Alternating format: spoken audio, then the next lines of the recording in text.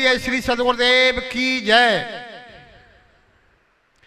कबीर नामम परमं पुनीतम युगे युगे स्वामी हरन्ते दुखम दातार मुक्तम पुरुषम पुराणो चरणार बिंदम सततम नमामि, चरणार बिंदम सततम नमामि। प्रेम से बोलिए श्री सद्गुरुदेव की जय। विश्ववंदनी संत सम्राट गुरु कबीर देव मेरे हृदय मंदिर के आराध पारकनिष्ठ वैरागमान सदगुरु श्री श्रवणदेव सक्त वक्त के स्रोत माता बहन भाइयों, माँ वसुंधरा की गोद में खेलते हुए होना नन्हे मुन्ने प्यारे बच्चे हो। देखो सदगुरु कबीर सामने बीजक में कहे, सुभागे के कारण लोभ लागे, रतन जन्म खोयो, पूर्व जन्म भूमि कारण बीज काय को बोयो, बुंद से जिन पिंड सजेयो, अग्नि कुंड रहाया, जब 10 मास माता के गर्भे बहुरी लागल माया, 12 ते पुन वृद्ध हुआ, होनहार सो हुआ, जब यम आए हैं बांध चले हैं, नैनन भर भर रोया, जीवन की जन आशा राखो, काल धरे ये श्वासा, बाजी है संसार कबीरा, चित चेत डारो फांसा। ये सदगुरु कबीर साहब का महामंत्र है। सदगुरु कबीर साहब जी ने कहा, सुभागे, सुख कहते अच्छा, अच्छा तो था लेकिन अब अभागा क्यों मर रहा है। मानव के लिए कहा कि जब जन्म होता है बच्चा तब अच्छा होता है, कोई उसके अंदर विकार उत्पन्न नहीं होते हैं, और बड़ा होता चलता जाता है तो अभागा बन जाता है। तो साहब कहते पहले तो तू अच्छा था, अब अभागा क्यों मर रहा है। सुभागे के कारण लोभ लागे, तुझे किस बात से लोभ लग गया। लोभ के कारण ही जीव संसार सागर में गड्ढा में गहरे में दंदल में चला जाता, कीचड़ में फंस जाता। तो पाप का बाप क्या होता है, लोभ। लोभे जन्म गमाइया, पापे खाया पुण्य, साधी सुआदी कहे तापर मेरा खून। खून का अर्थ होता है निशानी। तो साहब कहते हैं कि पाप का बाप क्या होता है, लोभ। लोभे जन्म गमाइया, तो पाप ने पुण्य को खा लिया, इसलिए तू अधूरा रह गया। तो यही अधूरा लोभ का कारण है, लोभ से तुम्हारा बनता है पाप। अब तुम अभागे बन गए।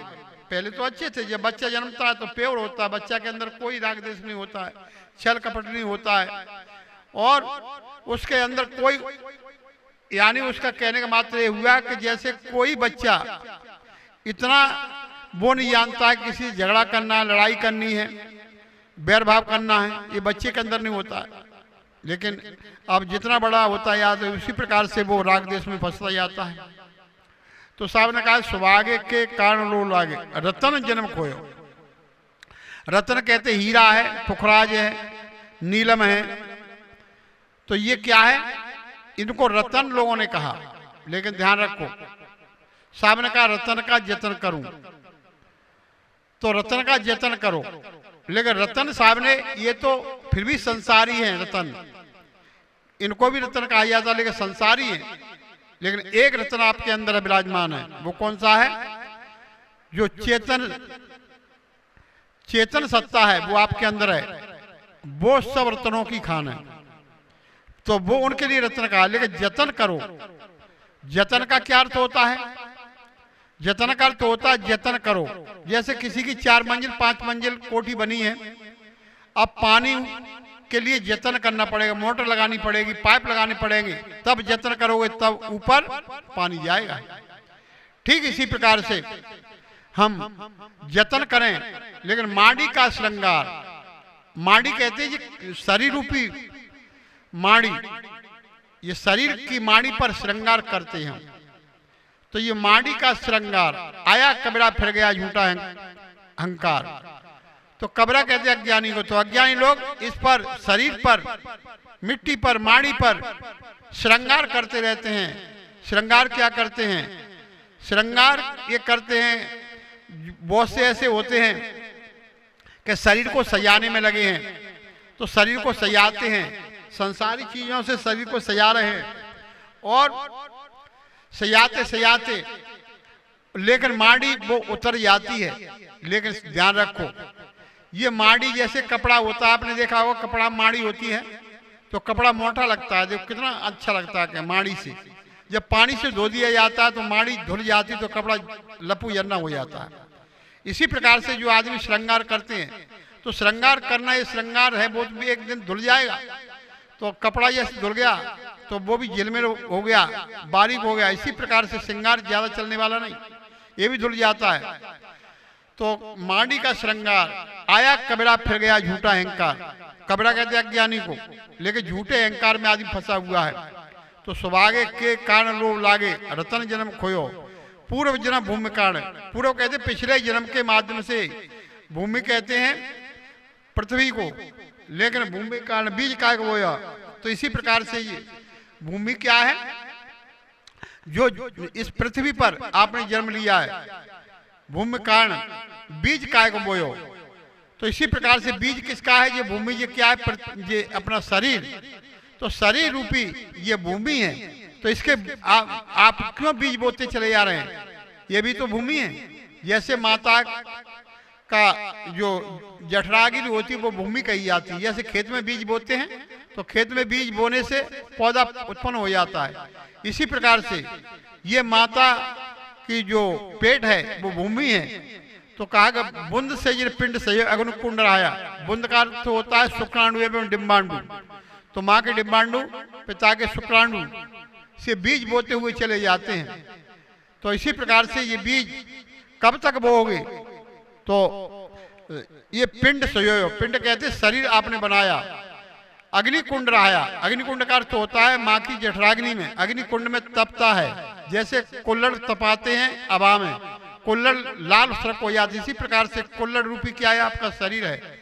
ये कुल्हड़ माँ की जठराग्नि में 9 महीने तपता है।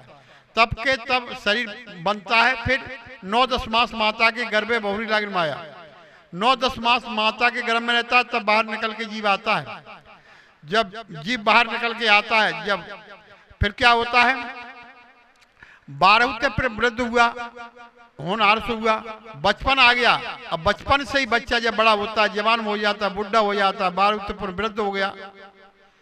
अब वृद्ध होकर के भी फिर आदमी जब उसकी आयु ढल जाती है, कुछ वो ही बच्चा कितना अच्छा लगता है, और वो ही बच्चा बड़ा हो जाए, जवान में कितना अच्छा लगता है, और बुढ़ापे में कोई उसको देखना नहीं चाहता है। 12 तो पूर्ण वृद्ध हुआ, बचपन से वृद्ध हो गया, 12 तो पूर्ण वृद्ध हुआ, होनहार से हुआ। अब होनहार कौन रोकेगा, मौत, बुढ़ापा, दरिद्रता, दुख, रोग, अपमान, इनको कोई नहीं चाहता, जबरन चढ़े आने, ये जबरदस्ती चढ़ जाते। तो इसी प्रकार से होनहार से हुआ। जब यम आए हैं, बांध चले हैं, नैन भर भर रोया। जब यम आए हैं, यम कहते जमी वासना, जमी वासना घसीट के ले जाती तो आदमी रोता है। जब मैं बांध चले, नैन भर भर रोया। अब नैनों से नीर आता, रोता है। जीवन की जितना आशा रखो, जीवन की आस मत करो, जब कब मृत्यु आ जाए। काल धरे श्वासा, ये काल जब कब घसीट के ले जाए, काल रूपी भी जब बिल्ली आएगी, श्वास रूपी को दर्द दबोचेगी, तो फिर श्वास निकलना बड़ा मुश्किल हो जाएगा। बाजी है संसार कबीरा चेत डारू फांसा। तो बाजी कहते मनुष्य जन्म मिला है, फिर कभी मिलने वाला नहीं। अगर इसमें चूक गए तो लख 84 भोग कर पापा, लख 84 भोग कर पोपे टकिया है। अब के पास ना पड़े तो फिर लख 84 है, फिर जाना पड़ेगा।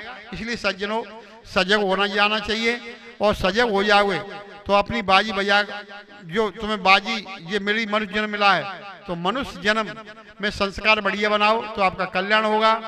और बस इन्हीं वाणी पर विराम। प्रेम से बोलिए श्री सद्गुरुदेव की जय।